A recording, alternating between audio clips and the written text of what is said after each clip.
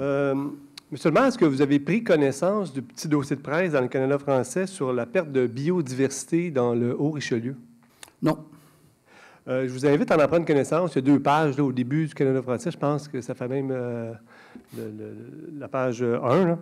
Je pense que c'est important que tous les élus prennent connaissance de ce petit dossier de presse. 2 articles très intéressants, un petit tableau, où on apprend qu'une vingtaine d'espèces animales et végétales sont présentement à statut précaire dans le Haut-Richelieu. Et la raison qui explique cette situation, c'est lié à la perte d'habitat causée principalement par le développement d'activités humaines. Comme Mme Terrien l'a mentionné lors de la première période des questions, on est dans une situation en Saint-Jean-sur-Richelieu où il nous reste très peu de milieux naturels et de là l'importance de conserver, peu importe leur valeur, peu importe leur état, que ce soit une friche ou un boisé mature, tout ce qui reste, c'est important de le garder et de le bonifier. Les motivations des citoyens qui se battent depuis des mois pour la protection là, des milieux naturels sont multiples. Certains, peut-être, veulent protéger les boisés pour ne pas avoir de voisins à l'arrière. Un autre voudrait protéger les boisés pour aller faire du 4 roues. Je ne veux pas juger les différentes motivations de tout le monde, mais la raison la plus importante pour laquelle il faut protéger nos derniers milieux naturels, c'est justement cette raison-là, la perte de la biodiversité. Et l'enjeu, comme vous savez, elle est beaucoup plus grand que Saint-Jean-sur-Richelieu. L'enjeu est planétaire. Et puis, un autre aussi enjeu qui est très important, Mme Terrien l'a mentionné, c'est le réchauffement de la planète.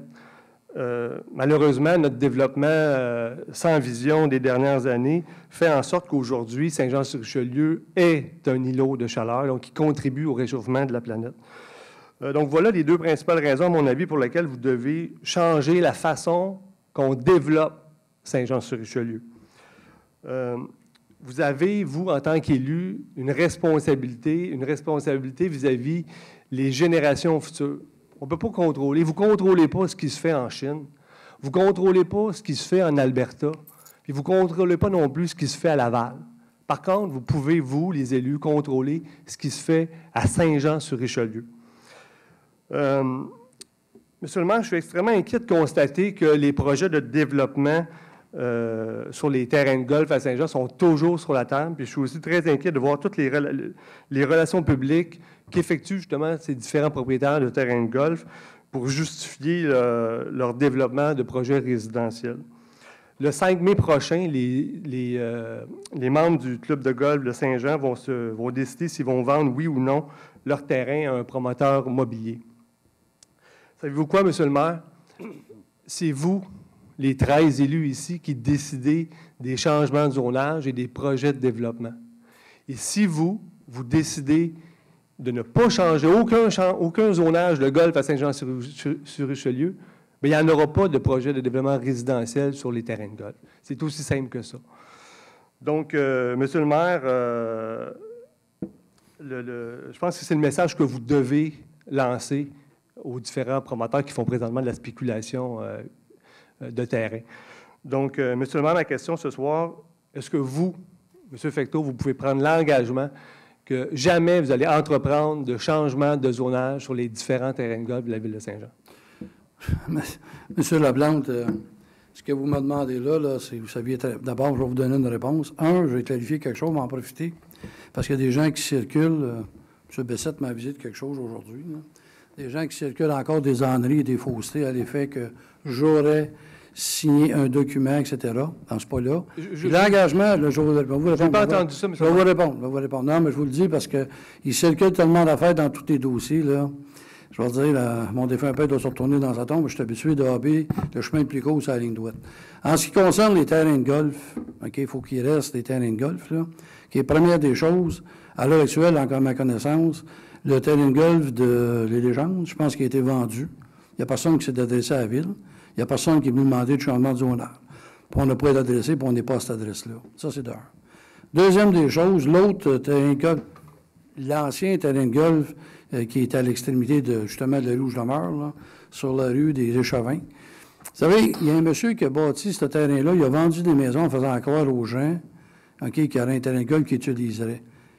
C'est pas la ville qui a fourvoyé les gens, c'est le promoteur qui a promis aux gens qu'il y aurait un terrain de golf, puis ce terrain de golf-là, il est fermé depuis 2 ans. 2 ans, un peu plus. Donc, c'est pas la ville, M. Laplante, qui est fautif.